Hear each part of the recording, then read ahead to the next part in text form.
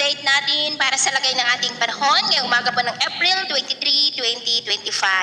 Sa ngayon po ay nananatili na walang anumang banta ng sama ng panahon. Sa loob at labas ng ating area of responsibility, easterlies pa rin o yung mainit na hangin na mula sa Pacific Ocean ang umiihip po ngayon sa malaking bahagi ng ating bansa. Meron pang intertropical convergence zone na nag-i-extend din sa may south of Mindanao. Ito po ay breeding ground ng mga sama ng panahon na nakakabuo po yan ng mga sirkulasyon dahil sa lubungan niya ng dalawang magkaibang hangin na mula sa northern at southern hemisphere at gaya ninyong napapansin ay nakakabuo na po ng sirkulasyon dyan po sa may south of Mindanao pero hindi naman po yan nakitaan na maging bagyo. At sa ating long range forecast, wala pa rin naman pong bagyo na namamataan na tatawid sa ating kalupaan for the next 5 to 7 days pero hindi pa rin inaalis ang posibilidad na maaari na may mabuo na isang sama ng panahon sa susunod na mga araw sa silangan ng ating bansa at ang development niyan ang ating babantayan. At sa lagay ng ating panahon, ngayong madaling araw ay maayos ang panahon sa malaking bahagi ng ating bansa pero may chance pa rin ng mga isolated rains sa ilang bahagi ng Palawan, Romblon, Davao Oriental, Sarangani, Zamboanga at Sulu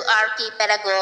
At mamaya ay sisikat ang araw sa malaking bahagi ng ating bansa, mainit at maalinsangan pero may chance pa rin ng cloudy skies with isolated rain sa may Palawan, Romblon, Estancia, Sulu Archipelago, Zamboanga, Sarangani at Davao Oriental. At mamayang hapon, may chance pa rin ng cloudy skies with isolated rain sa ilang bahagi ng Cordillera, La Union, Mindoro Provinces, Palawan, Antique at Bacolod, maging sa ilang bahagi ng Samar Provinces, Sulu Archipelago, Zamboanga Peninsula, Lanao Provinces, Sorsogon at Davao Region. Kaya kung lalabas po tayo sa ating mga tahanan, ugaliin lamang po natin lagi ang magdala ng kahit anong panangga natin sa init ng araw at proteksyon na rin po sa mga biglaang buhos ng ulan. At sa atin naman pong mga baybayin, wala naman po tayong nakataas na namang gale warning signals pero iba yung pag-ingat lamang po kung papalaot tayo para po mas makaiwas sa mga sakunang